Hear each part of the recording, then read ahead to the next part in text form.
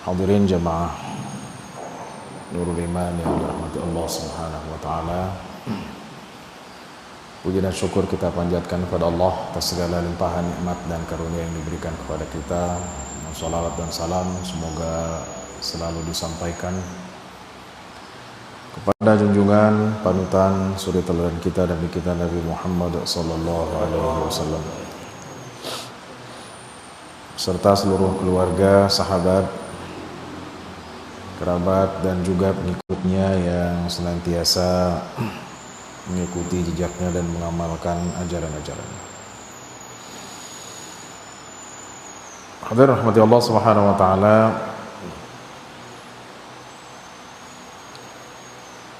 Di kesempatan yang lalu kita telah menjelaskan yaitu hadis Abu Hurairah radhiyallahu anhu tentang Juraij, di mana Juraij adalah seorang yang terkenal dengan ibadah dan ketaatannya dari Bani Israel. Tapi ia diuji oleh Allah Subhanahu wa taala dengan satu cobaan. Dari Nabi sallallahu alaihi wasallam, itu hadis Abu Hurairah, Rasulullah SAW bersabda, tidak berbicara di waktu kecil, di waktu buayan kecuali 3 orang bayi, 3 bayi. Yang pertama adalah Isa ibnu Maryam, yang kedua adalah anak Juraij atau anak yang dianggap anak Juraij. Kata Rasulullah SAW, Juraij adalah laki-laki yang taat beribadah. Ia membuat tempat ibadahnya sendiri, Sawma'ahu. Karena Juraij ini disebutkan dalam syarah hadis, ia seorang bisnismen, pedagang, bisnismen, dan dia mendapatkan untung dari perdagangannya, kemudian dia membuat rumah ibadahnya. Itu kan. Jadi kalau di kita bahasanya masjid, tapi kalau Bani Israel namanya Sawma'ah, Sawami', tempat ibadahnya. Maka Juraij beribadah di tempat itu karena dia memang bikinkan khusus untuk dirinya, dan dia terus beribadah kepada Allah Subhanahu wa taala. Maka suatu hari ibunya mendatanginya. Ia sedang sholat. Kemudian ibunya memanggilnya, "Wahai Juraij." Maka kata Juraij, "Ibuku, aku sedang sholat." Maka ia melanjutkan sholatnya sehingga ibunya pergi. Itu ya. Jadi ia tidak mendatangi ibunya. Dia bilang, "Saya sedang sholat." Mungkin ibunya memanggil dari jauh atau di luarnya atau di dekatnya. Tapi Juraij terus melanjutkan sholat, melanjutkan ibadahnya. Dan sholat sudah dikenal dari zaman para nabi alaihi wassalatu wassalam. Makanya Nabi Isa mengatakan, "Wa awsani bis salati waz zakati ma dumtu hayya." Dia berwasiat kepadaku dengan sholat dan zakat selama aku hidup. Intinya panggilannya tidak dipenuhi. Ya, Juraij bilang, "Saya sedang sholat." Bahasa kitanya, jangan ganggu saya. Ya. Besok harinya Juraij sama, dia sedang sholat. Ya. Dalam keadaan sholat, ibunya memanggilnya, "Ya Juraij." Juraij lagi-lagi menjawab, "Ibuku, saya sedang sholat." Gitu kan? Maka dia melanjutkan sholatnya. Ya, mungkin ibunya ada kepentingan mau berbicara, atau mau ngobrol, tapi Juraij terus melanjutkan sholatnya. Ya, maka ulama mengambil fikih dari hadis ini, kalau orang tua memanggil ya, dan kita sedang sholat, apabila sholatnya sholat wajib kita teruskan, tapi apabila sholatnya sholat sunnah maka kita batalkan sholat tersebut, ya. Itu yang dipahami oleh ulama. Jadi kata kalau kita sholat wajib, ya, kita teruskan. Kalau bisa kita kasih isyarat, ya, suara kita misalnya sedang takbir dikeraskan, Allahu Akbar, supaya dia tahu.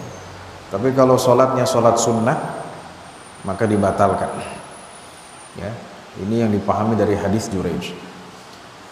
Maka ibu Juraij ia marah, ya, kesal karena anaknya tidak memenuhi panggilannya. Kata ibu Juraij, Allahumma la tubit hatta yanzura ila wujuhil mumisat. Ya Allah, jangan engkau matikan Juraij sampai dia melihat wajah para perempuan-perempuan jahat, perempuan nakal, mumisat, ya. Ya, pelacur atau yang semisal. Jadi jangan kau matikan dia sehingga dia difitnah, dicoba dengan pelacur. Gitu ya. Jadi doanya nggak main-main ini. Maka Banu Israel, yaitu orang-orang yang di luar dari tempat ibadah, menyebut-nyebut Juraij. Tadzakar, gitu kan, bahwa Juraij itu rajin ibadah, ya. Menyebut-nyebut Juraij dia rajin ibadah, wa ibadatahu. Ketika Juraij sedang rajin ibadah, ya, maka kemudian ada perempuan baghi, dia adalah perempuan yang menjual harga dirinya, yutamatsalu bihusniha, yang sangat cantik. Dia mengatakan, in syi'tum laftinannah, kalau kalian pengen saya akan mengujinya, memfitnahnya. Maka perempuan itu menggodanya, tapi Juraij tidak menggubrisnya. Jadi goda, mungkin diketuk pintu tempat ibadahnya, ya, dirayu, tapi Juraij tidak memedulikannya, tidak peduli, dia terus ibadah. Maka apa yang dilakukan oleh perempuan ini mendatangi ra'iyan, pengembala domba yang sering datang ke tempat ibadah Juraij. Jadi Juraij bikin tempat ibadah, kalau kita mungkin musola, dia sering datang ke situ, ya. Maka fa'amkanathu min nafsiha fawaqa'a 'alaiha, digoda pengembala domba itu sehingga ia melakukan hubungan yang terlarang bersama perempuan tadi. Kemudian perempuan itu hamil, ya. Jadi Juraij bikin ibadah, bikin tempat ibadah, tapi ada orang juga yang datang. Salah satunya adalah pengembala tadi.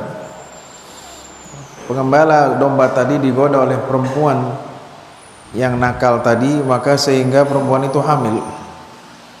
Ketika hamil dan kemudian melahirkan, ya, ini nggak tahu kemana pengembala dombanya, dia mengatakan, huwa min Juraij, anak ini anak Juraij. Orang-orang percaya, ya. Orang-orang percaya karena memang perempuan tadi tinggal dekat dengan Sauma'ah tadi, dengan tempat ibadah tadi. Maka Juraij dikeluarkan, ayo ditarik, suruh keluar, ya, istanzaluhu, suruh turun dari tempat ibadahnya, dan tempat ibadahnya dihancurkan oleh orang-orang tersebut. Kemudian orang-orang tersebut, ya, memukulnya. Juraij kaget. Kata Juraij, ma sya'nukum, ada apa dengan kalian? Maka mereka mengatakan, zanaita bihadhil baghi fawaladat minka, engkau telah melakukan zina dengan perempuan ini sehingga dia melahirkan anaknya. Kemudian kata Juraij, mana anaknya, mana bayi tersebut? Maka dibawa bayi tersebut, dibawa ke Juraij, ini anaknya, buktinya. Kata Juraij, biarkan saya sholat dulu. Maka Juraij sholat, Setelah sholat, ia mendatangi bayi tersebut. Fata'ana fi batnihi, kemudian perut bayi tersebut ditepuk. Bukan dipukul, ditepuk. Ya. Dia mengatakan, "Ya ghulam, man abuka?" Wahai anak, bapamu siapa? Gitu kan? Maka bayi tersebut mengatakan, "Fulanun ar-ra'i." Bapak saya adalah pengembala domba, si fulan. Jelas? Ya. Jadi yang pertama, Juraij melakukan kesalahan ketika tidak memenuhi panggilan ibunya. Itu poin. Yang kedua, doa ibu Juraij yaitu karena marah kepada anaknya agar Juraij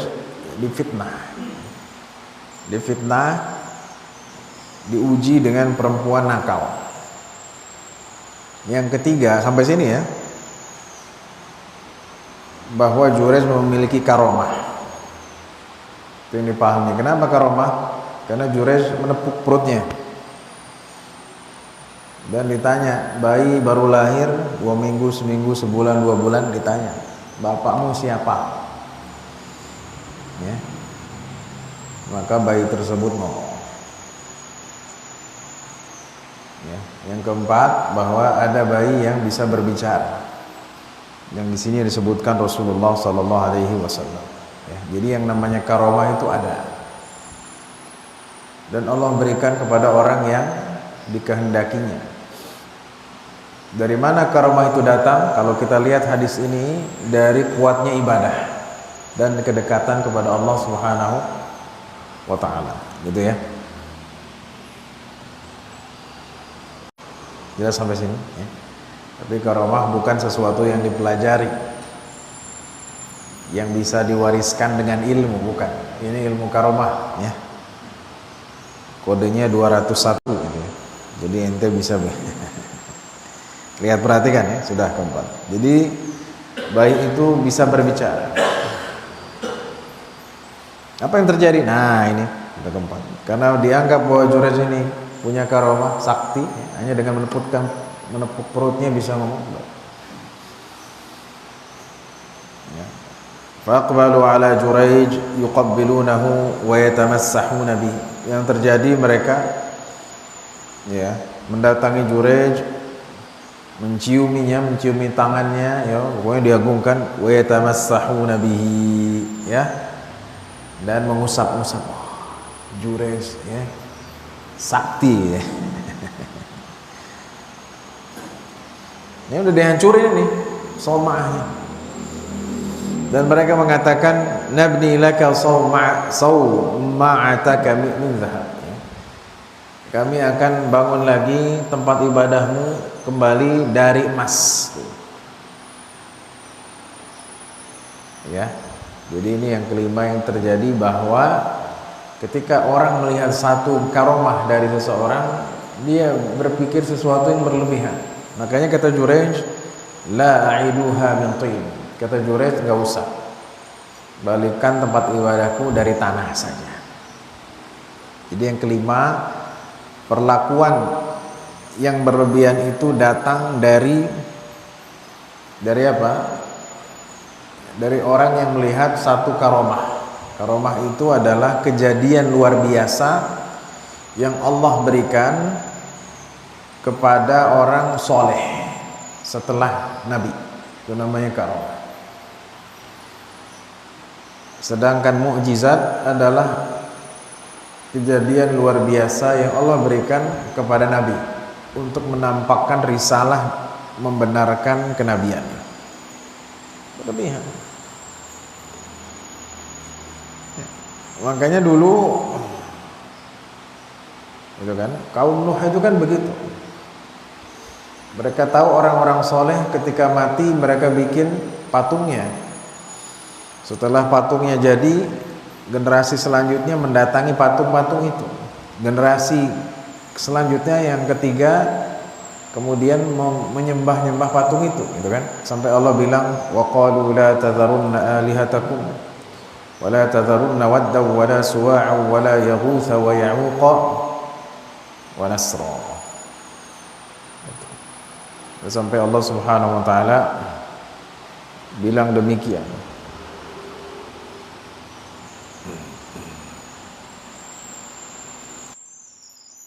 Dan mereka mengatakan, jangan engkau meninggalkan Tuhan-Tuhanmu, jangan engkau meninggalkan Siwad, Suwa, Yaghus, Ya'uq dan Nasr. Mereka ini nama-nama orang yang dulunya orang kemudian dipertuhankan.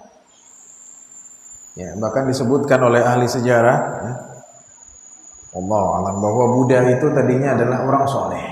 Buddha, ya. Buddha yang sekarang menjadi agama, dia dulunya orang soleh. Itu disebutkan kalau nggak salah oleh Ibnu Taimiyah, Allah alam, pokoknya ulama Islam. Jadi orang soleh setelah meninggal dijadikan Tuhan atau itu ada, memang sejarahnya demikian. Ya. Intinya bahwa kaumnya mengusap-ngusap. Ya. Seperti sekarang orang yang melakukan ibadah haji, bahwa Rasulullah SAW mensyariatkan untuk mengusap Hajar Aswad, benar nggak?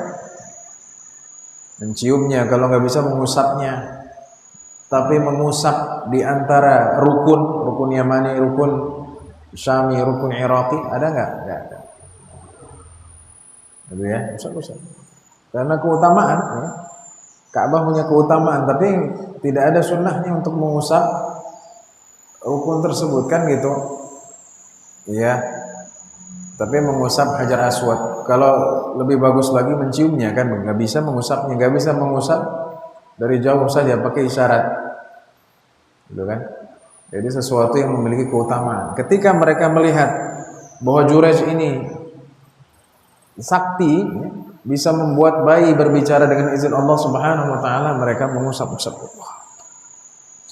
5. Yang keenam adalah Jurayj justru menolak hal tersebut. Kata Jurayj, jangan demikian, jangan begitu. Kalian kembalikan saja tempat ibadah yang kalian hancurkan dari apa? Dari tanah. Maka mereka kerjakan.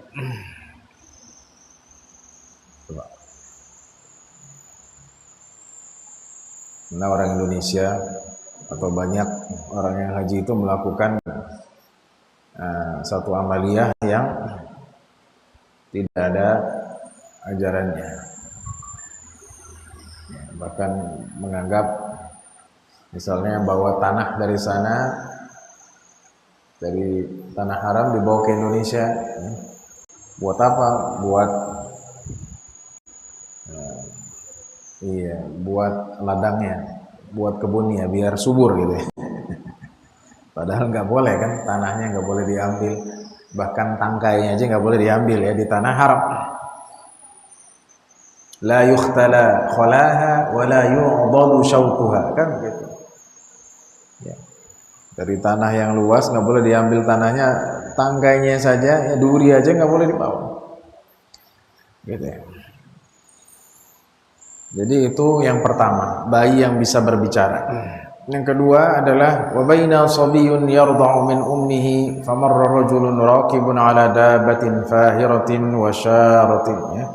Yang kedua adalah bayi yang sedang disusui ibunya. Ini zaman Rasulullah SAW. Ketika disusui ibunya, seorang lelaki lewat. Ia mengendarai kendaraan fahirah yang bagus, yang mewah, dan syaratin hasanah, sangat bagus, kuda. Ya, kalau dulu nggak ada mobil. Maka ibunya mengatakan, ya Allah, jadikan anakku seperti orang ini. Jadi ibunya doa, ya Allah supaya anak saya seperti dia. Maka si bayi yang lagi nyusu, ya, dia lepas. Tadinya lagi nyusu, dia lepas, ya. Kemudian bayi itu nengok ke orang yang tadi dilihat ibunya, dan bayi itu berbicara. Allahumma la taj'alni mislahu. Jadi ibunya bilang, Allah, ya Allah jadikan anak saya seperti dia. Bayinya yang lagi nyusu dilepas. Kemudian melihat ke orang itu, ya Allah, jangan kau jadikan saya seperti dia. Kaget nggak ibunya kira-kira? Ya? Gimana Pak? Kita lagi ke pasar, atau si ibu lagi ke pasar nyusuin, gitu kan? Atau di satu tempat lah nyusuin, terus melihat orang ya di tempat, satu tempat yang tidak terlihat ya, karena sekarang menyusui juga bisa ditutup gitu kan. Terus ibunya bilang, oh, coba anak kamu nanti seperti dia ya, jadi orang kaya. Tiba-tiba anaknya yang lagi disusuin dia kepalanya keluar, terus ngeliat orang itu, dia bilang, Allah, saya nggak mau seperti dia. Kaget ya. Bisa berbicara. Kemudian bayi itu nyusul lagi setelah dia bayi tadi membalas doa tadi. Jadi ibunya pengen dia seperti orang yang kaya tadi, yang mengendarai kendaraan yang mahal dan mewah, tapi anaknya bilang, ya Allah jangan saya seperti dia nanti. Dia nyusuin lagi. Ya.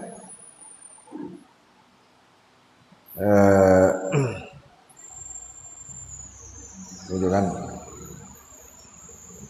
Terus ini kata perawi hadis, akan aku melihat Rasulullah SAW bercerita ya, kemudian menggunakan isyarat dengan jari-jarinya dimasukkan kayak ini, penggambaran saja ya oleh Rasulullah SAW. Kemudian selanjutnya lewat jariyah, seorang hamba sahaya. Ada hamba sahaya dipukulin sama orang-orang. Dibilang, engkau berzina, engkau ya mencuri. Kemudian jariyah hamba saya tadi bilang apa? Hasbiyallahu wa ni'mal wakil. Cukuplah Allah sebagai pelindungku. Wa ni'mal wakil, dan ya, satu-satunya yang menolong menjagaku. Ya, maka ibunya bilang, ya Allah, jangan engkau jadikan anakku seperti dia. Kenapa? Ya dia hamba sahaya, jariyah, budak yang dipukulin sama orang-orang dan dibilang dia berzina dan mencuri.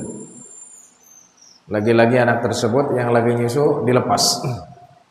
Kemudian dia lihat perempuan, dia bilang, ya Allah, ya jadikanlah saya seperti dia. Gitu kan? Fahunalika taraja'a al-hadis. Situlah ya mereka menyebut-nyebut hadis itu.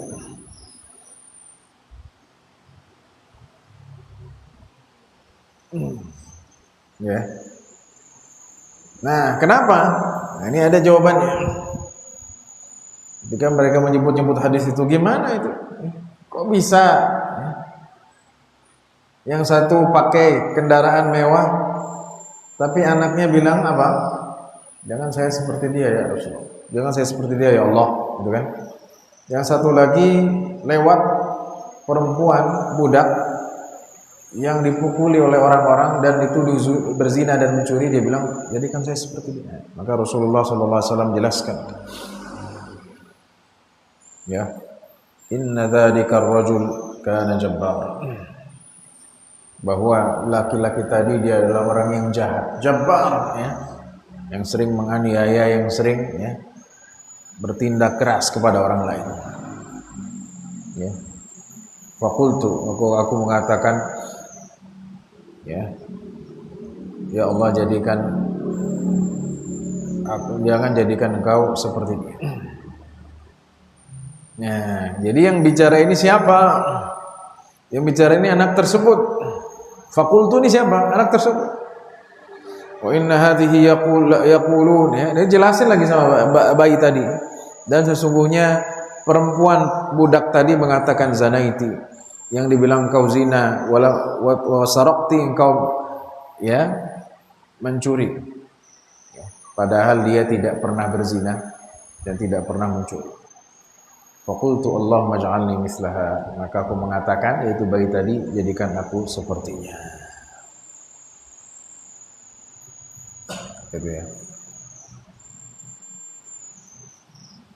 Iya, jadi di sini terjadi dialog antara ibu dan anak.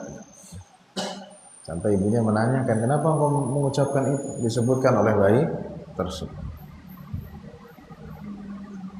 Itu baik. Jadi ini 3 bayi. Yang pertama Isa bin Maryam, yang kedua adalah Shahib Juraij, ya, bayi yang dituduhkan kepada Juraij, dan yang ketiga adalah bayi yang ibunya pengen anaknya seperti apa yang dilihatnya, tapi bayinya justru apa? Bayinya justru tidak pengen.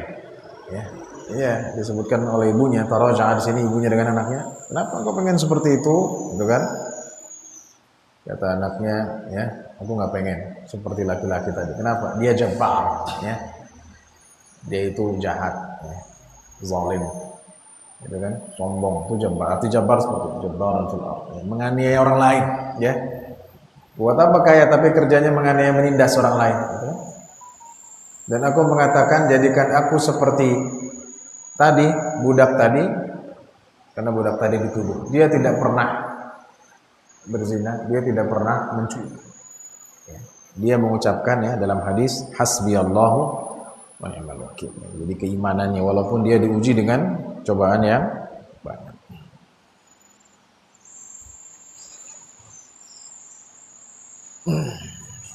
Ya. Kemudian selanjutnya adalah pindah bab, yaitu tentang berbuat baik, ya, berbuat lembut kepada anak yatim, anak perempuan, dan orang-orang yang lemah. Gitu. Jadi tadi hadisnya tentang karomah, ya. Enggak semua, bahkan kalau kita simpulkan ada 3 ditambah 4, ya. Jadi kalau ditanya ada berapa bayi yang bisa bicara, 3 dalam hadis ini.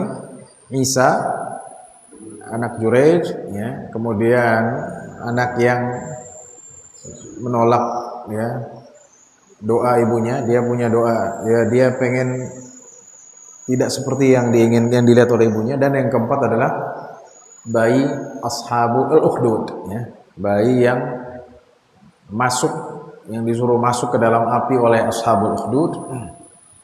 Kemudian dia ngomong, karena ibunya, itu sudah kita jelaskan juga, ibunya ragu, ya, karena dia lagi nyusuin, ya. Kata penguasa, kalau ente enggak mengucapkan raja sebagai tuan, masukin ke dalam. Ragu nih, mau masuk, anaknya masih kecil, ya. Anaknya bicara ketika itu, ya ummah isbiri innaki alal haq, wahai ibu, ya, sabarlah engkau dalam kebenaran. Jadi ada 4, ya, dengan tambahan bayi ashabu al-ukhdud, atau bayi dari kaum yang dianiaya oleh ashabul ukhdud, yang dibakar oleh ashabul ukhdud. Iya. Selanjutnya adalah tentang berlembut, ya, melakukan berperilaku lembut baik kepada anak yatim, anak perempuan, dan orang-orang lemah dan miskin. Ya, waqfid janahaka lil mu'minin. Jadi kita itu diajarkan untuk tawadhu, ya, rendah hati. Waqfid, turunkan, janahaka, sayapmu tuh. Jadi Allah menggunakan kata ego, kata takabur, ya, dengan janahak. Karena orang punya tinggi kan, dia rendahkan, ya, jadi jangan sombong. Itu adalah akhlak Rasulullah SAW dan umum untuk semua umat Nabi Muhammad SAW. Laqad kana lakum fi Rasulillahi uswatun hasanah. Sungguh bagi kalian pada diri Rasulullah SAW terdapat contoh yang baik. Ya, dan juga wasbir nafsaka ma'al ladzina yad'una rabbahum bil ghadati wal 'ashyi yuriduna wajha. Sabarlah bersama orang-orang yang mereka selalu berdoa kepada Allah, ya, di pagi hari dan malam hari, di sore hari. Yuriduna wajhahu, yang menginginkan wajah Allah Subhanahu wa taala. Fa ammal yatima fala taqhar.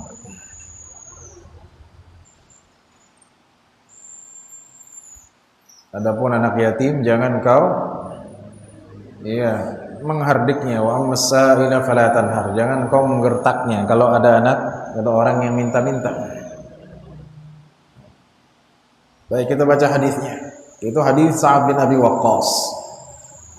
Dia mengatakan, kami pernah bersama Rasulullah sallallahu alaihi wasallam sittata nafar. Ada 6 orang. Saya ulangi. Jadi hadis Sa'ad bin Waqqas bercerita, kami pernah bersama Rasulullah sallallahu 6 orang. Maka orang-orang musyrikin mengatakan kepada Nabi, utrud haula, ya, usir mereka.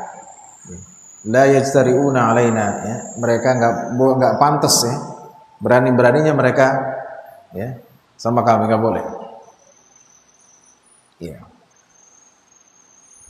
Jadi orang musyrikin itu punya takabur. Dia menganggap bahwa orang muslimin itu orang lemah, dha'afa. Dan memang faktanya demikian. Ya kan? Pengikut Rasulullah SAW di Makkah itu kebanyakannya dha'afa. Orang-orang lemah. Ya. Bahkan Umar sendiri belum masuk Islam gitu kan awal-awalnya. Pengikutnya. Siapa pengikutnya? Ya, pengikutnya Yasir, Ammar, gitu kan? Kemudian Bilal, kebanyakan orang-orang lemah. Ya. Yang mengikutinya yang tidak lemah ya Abu Bakar, tapi presentasinya jauh lebih sedikit daripada yang lemah. Makanya itu yang ditanyakan oleh Abu Sufyan ketika belum masuk Islam, ketika dia ditangkap oleh Raja Heraklius atau Raja Hercules, ya, Hercules atau Heraklius, ya, ketika dia di Palestina ditangkap, ditanya salah satu pertanyaannya, Raja Heraklius, ya, pengikut Muhammad itu orang lemah atau orang kuat? Kata Abu Sufyan, orang lemah, kebanyakan orang lemah. Juga kita diskusikan ini. Coba bayangkan Pak, ya, ini orang Quraisy lagi kaya-kayanya, lagi punya uang, gitu kan, lagi seneng-senengnya, gitu kan, makan onta setiap minggu, gitu kan, menyembah berhala, minum minuman keras, main perempuan, datang seorang manggil apa? Iya, bertauhid, ya, tinggalkan perzinahan, tinggalkan judi. Coba gimana Pak? Berat nggak? Iya, tapi kalau orang yang lemah lebih mudah, itu kan logikanya demikian. Orang yang lemah mau judi nggak ada uang, ya, mau minum khamar nggak ada uang, ya, jadi lebih mudah. Nah, orang-orang Quraisy mereka lagi seneng-senengnya, banyak uang, ya, banyak harta, minum minuman keras, perempuan, pokoknya hedon yang tinggi lah. Terus datang orang, ya, dari keponakannya sendiri ngajak kepada Islam, ya berat, ya. Anak kecil, kita lagi senang. Nah ini, makanya di sini poinnya adalah ketika itu Rasul bersama 6 orang, totalnya 6 orang, ya, ketemu orang musyrikin, dia bilang usir mereka. Ya, di sini kata Sa'ad bin Waqqas, aku Ibnu Mas'ud, seorang dari Hudzail, Bilal, Ibnu Mas'ud, bukan dari orang golongan saudagar, ya, tapi keimanannya disaksikan oleh Rasulullah SAW, ya, diberikan kesaksian. Bilal, ya, orang lemah, hamba saya. Dan 2 orang lagi kata Sa'ad bin Waqqas, ya, aku tidak menyebutkan namanya, ya, artinya tidak ingat atau tidak tahu namanya, gitu kan. Fawaqa fi nafsi Rasulullah sallallahu alaihi wasallam, maka ya terjadilah di dalam jiwa Rasulullah SAW, kata Sa'ad bin Waqqas, masya Allah an yaqa, ya. Itu Rasul berharap sesuatu untuk terjadi, fahaddatsa nafsahu, ya, ya, beliau berbicara kepada dirinya sendiri, dilihat oleh Sa'ad bin Waqqas, gitu kan, ini dihinakan, ya. Maka Allah Subhanahu wa taala menurunkan ayat, ya, wala tatrudil ladzina yad'una rabbahum bil ghadati wal 'ashyi yuriduna wajha. Gitu kan? Dan janganlah engkau mengusir orang-orang yang menyembah Tuhannya di pagi dan sore hari. Mereka mengharapkan wajah Allah Subhanahu wa taala. Gitu. Nah, di dalam sebagian buku tafsir dijelaskan, ya, itu tadi kurang jelas, ya. Mereka datang kepada Rasul. meminta hari. Minta hari untuk apa? Untuk dikasih nasihat ya, kayak kita ada kajian gitulah ya. Ini posisinya di Mekah. Fahaman Nabi sallallahu alaihi wasallam. Maka Nabi sallallahu alaihi wasallam berkeinginan seperti itu. Fa anzalallahu wa la tatrul ladzina yad'una rabbahum bil ghadati wal 'ashyi yuriduna wajha. Jangan kau menghina ya. Jadi maksudnya mereka bilang musyrikin, kami pengen ya kan, kita tahu abasa wa tawalla itu kan mereka juga pengen tahu. Pengen berbicara dengan Nabi ya, sehingga mereka bilang beri kami sehari, mereka sehari. Maka Allah Subhanahu Wa Taala menurunkan ayat tersebut ya. Jadi ada dua penafsiran di sini, yang satu kembali kepada musyrikin, yang satu kepada Nabi Shallallahu Alaihi Wasallam. Ya, jadi mereka itu adalah orang-orang lemah, yang kerjanya itu berdoa malam hari, pagi hari ya. Itu memang kerjanya itu aja. Ya. Jadi jangan kita melihat orang itu dengan apa? Dengan status sosialnya, karena itu adalah status di sisi manusia gitu ya. Ada jemaah dia cuman pakai ya motor jadul, kita nggak sapa ya. Tapi kalau dia punya mobil terbaru gimana? Kan begitu, nggak boleh ya. Orang itu melihat gitu kan dengan fisiknya, dan itu diajarkan nggak boleh. Allah Subhanahu Wa Taala melarang ya, mengusir orang muslimin ya kan? Dan memerintahkan untuk ya, menyebutkan kebaikan mereka, bersabar bersama mereka gitu kan. Kalau lagi duduk jangan kan gitu. Abasa wa tawalla kan kisahnya begitu ya kan, yang datang ke Nabi SAW mengabaikannya gitu kan. Kalau lagi duduk bersama orang yang lemah, nanti dulu ya. Sekarang ada dua orang. Yang satu dia bupati, yang satu orang biasa, gitu kan. Kita lagi ngobrol sama dia, tiba-tiba bupati datang, oh tunggu ya, terus dicuekin dia. Kita ngobrol sama si bupati itu sejam, dia diabaikan. Nggak boleh seperti itu ya.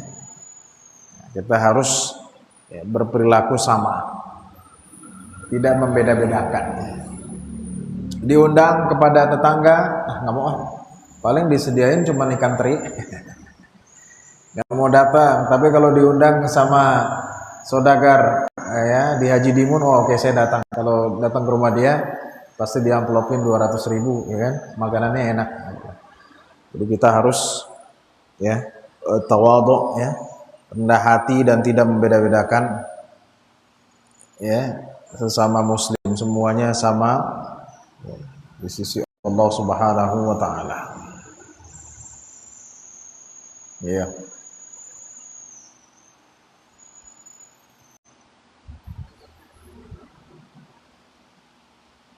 Kemudian ini hadis ya, ini mungkin agak beda ya. Ini hadis Abi Hubairah bin Amr. Dia termasuk orang yang mengikuti Bai'atul Ridwan. Bahwasanya Abu Sufyan mendatangi Salman, Suhaib dan Bilal.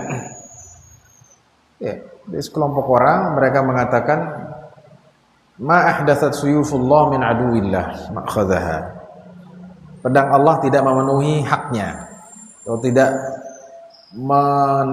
tepat sasarannya. Gitu kan? Artinya Abu Sufyan belum masuk Islam ketika itu. Karena Abu Sufyan baru masuk Islam ketika Fathu Makkah. Iya. Jadi intinya mereka mengucapkan hal tersebut. Pedang Allah tidak mengenai musuh Allah. Tentang Abu Sufyan. Artinya ini Abu Sufyan nggak mati-mati nih, gitu kan? Bahasa kitanya. Maka Abu Bakar bilang, engkau mengucapkan hal tersebut kepada saudagar, kepada pembesar Quraisy, ya. Gitu kan? Maka ia mendatangi Rasulullah SAW. Dibilang begini-begini, ya, bahwa tadi Bilal, Suhaib, ya, dan beberapa sahabat lainnya bilang tentang Abu Sufyan bahwa pedang Allah tidak mengenainya, artinya dia masih hidup, gitu kan? Terus kemudian kata Rasulullah, mungkin engkau membuat mereka marah, gitu kan? Karena kata Abu Bakar, kau mengapa mengatakan hal tersebut kepada Abu Sufyan? Kata Rasulullah, kalau engkau membuat mereka marah, maka engkau telah membuat Tuhanmu marah. Maka Abu Bakar datang lagi kepada tadi Suhaib, Bilal dan yang lainnya. Wahai saudara-saudaraku, apakah aku membuat kalian marah? Ya, mereka mengatakan tidak. Yaghfirullahu lak, semoga Allah mengampuni. Jadi poinnya di sini adalah bahwa Abu Bakar ini berbeda dengan yang lainnya, bilang ya, jangan ngomong seperti itulah kepada Abu Sufyan karena berharap bahwa Abu Sufyan mendapatkan hidayah. Dan jelas ya, setelah perjanjian Hudaybiyah dan pelanggaran perjanjian Hudaybiyah di tahun ke-8, Abu Sufyan masuk Islam. Jadi itu yang bisa kita jelaskan ya. Semoga Allah ya, meridhai kita dan memberikan kita pemahaman yang baik dan kita menjadi orang-orang yang tawadhu, yang rendah hati ya, khususnya dalam masalah keseharian kita. Entah itu kita punya barang sesuatu ya, kita tidak perlu bilang oh ini barang saya bagus, punya kamu jelek gitu kan. Mau kurban, oh ini ya sapi saya super ya, 1 ton, sapi kamu cuma 100 kilo ya. Oh domba saya super plus ya, ini beratnya 40 kilo ya, 50 kilo ya, enggak boleh. Kita yang penting adalah tawadhu ya, rendah hati ya, sesama muslim itu tidak boleh ya, merendahkan ya, dan mengharapkan kebaikan kepada sesama kita. Demikian yang bisa saya sampaikan. Wassalamualaikum warahmatullahi wabarakatuh. Mungkin ada pertanyaan? Silakan. Ada pertanyaan tentang Burai tadi. Dia dihadapkan pada kondisi yang pelik itu ketika dituduh dia berzina. Lalu dia sholat. Nah, apakah boleh diambil kesimpulan ketika kita menghadapi pada kondisi seperti itu, kita sedang dituduh atau kita punya kondisi yang sangat pelik, lalu kita memberikan sholat? Iya betul. Itu yang pertama. Yang kedua, dengan Abu Sufyan, apakah bisa diambil kesimpulan untuk menunda taubat? Karena Abu Sufyan pada saat itu masih menolak Islam. Betul. Ya, jadi yang pertama, ya fikihnya adalah kalau kita dalam satu masalah, ya kita sholat. Dalam fikih disebut dengan sholat hajat. Ya, dan juga ada hadis. Hadisnya hadis Abu Dawud dan Ahmad dari Hudzaifah bin Yaman. Karena Rasulullah SAW idza hazabahu amrun shalla. Rasulullah kalau ada masalah pelik tadi beliau sholat. Gitu kan? Jadi ini hadisnya. Dan hadisnya hasan insyaallah karena banyak meriwayatkannya ya. Hadisnya hadis hasan. Orang menyebutnya sholat hajat. Jadi kalau kita punya masalah sholat dulu, betul. Ya. Foto. Ya. Oh nanti mau dipanggil sama wali kota ya. Atau oh ini mau ke pengadilan ya, ada masalah misalnya, sholat dulu. Gitu kan? Atau pokoknya apa saja ya, yang itu berat ya kita sholat. Ya, itu disyariatkan, intinya disyariatkan. Ya. Yang kedua, ya betul bahwa Abu Sufyan itu telat Islamnya, tahun ke-8 ya. Padahal beliau menyaksikan ya Rasul dakwah ya sampai. Dan yang mendonasikan, donatur terbesar itu kan Abu Sufyan kalau kita baca sejarahnya ya. Yang menjanjikan uang 1000 dinar atau sekitarnya kepada Suraqah bin Malik itu kan Abu Sufyan. Kalau bisa menangkap Rasulullah ya, ketika hijrah, pokoknya yang mendanai yang banyak mendanai itu Abu Sufyan. Iya.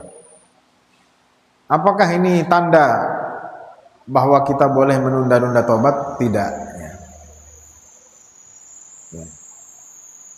Karena kita nggak tahu mati. Kalau kita tahu mati ya mungkin ya.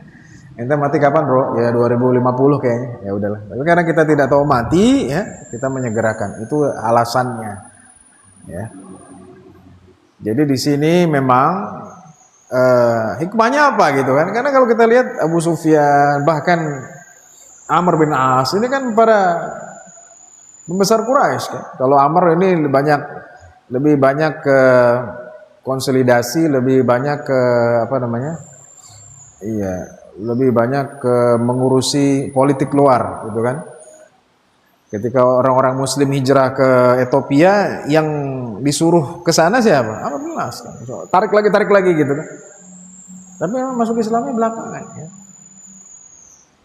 Ya, jadi kita petik hikmahnya saja ya, bahwa hikmahnya adalah orang-orang yang dulu itu benci kepada Islam ya, bisa jadi ya sebelum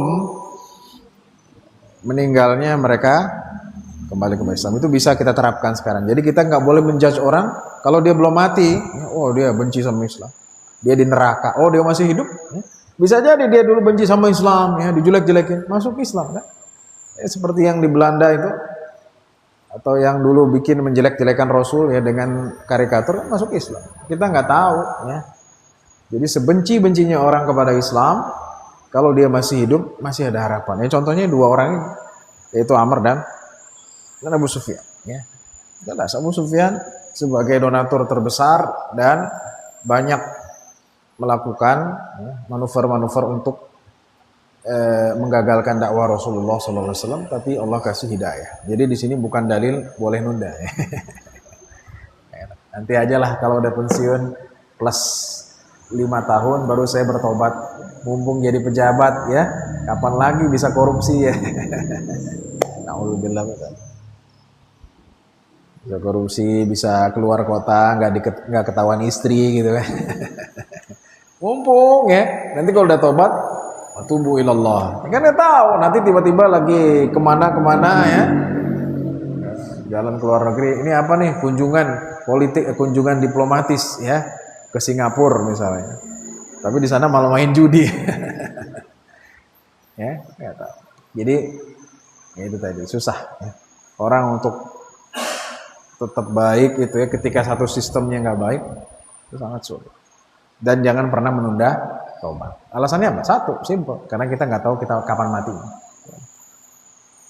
Ya, kalau kita tahu mati, ya nanti dulu lah.